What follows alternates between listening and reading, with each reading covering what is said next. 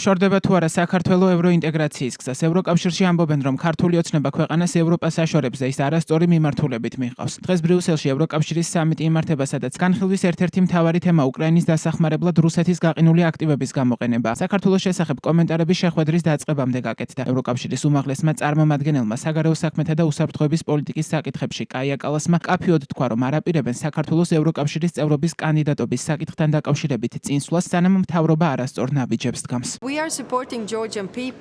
ჩვენ მხარს უჭერთ ქართველ ხალხს, მაგრამ ჩვენ მხარს არ ვუჭერთ საქართველოს მთავრობას. საქართველოს მთავრობა ქვეყანამ მცდარი მიმართულებით მიჰყავს. ეს გზა ევროკავშირის მიმართულებით არ მიდის. ამიტომ ჩვენი ძლიერი გზავნილი ქართველი ხალხისადმი არის, რომ ჩვენ მათ გვერდით ვდგავართ, მაგრამ სანამ მთავრობა დგამს არასწორ ნაბიჯებს, ჩვენ კანდიდატი ქვეყნის სტატუსის პროცესში წინსვლას არ ვაპირებთ. კალასის მსგავსად ლიეტუვის პრეზიდენტი გიტანას ნაუსედა მიიჩნევს, რომ საქართველოში მიმდინარე მოვლენები დემოკრატიულ წესებს არ შეესაბამება. ნაუსედამ ყურადღება გაამახვილა საქართველოსა და ლიეტუვის კავშირებზე და ქვეყნის ევროკავშირთან დაშორების გამო სინანული გამოხატა.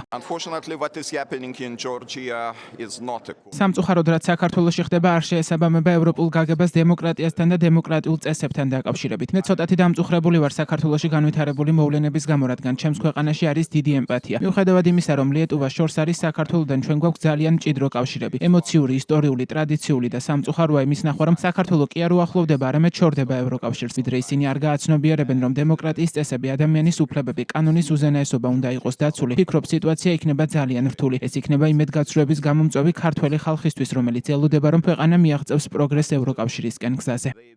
საქართველოს შესახებ ჟურნალისტებთან ლატვიის პრემიერ-მინისტრმა ევიკა სილინამაც ისაუბრა. მისი თქმით, თუ ქვეყანაში საზოგადოება ძლიერი იქნება, მაშინ ევროპული ფასეულობებისა და დემოკრატიისკენ ორიენტირის შენარჩუნება შესაძლებელი იქნება.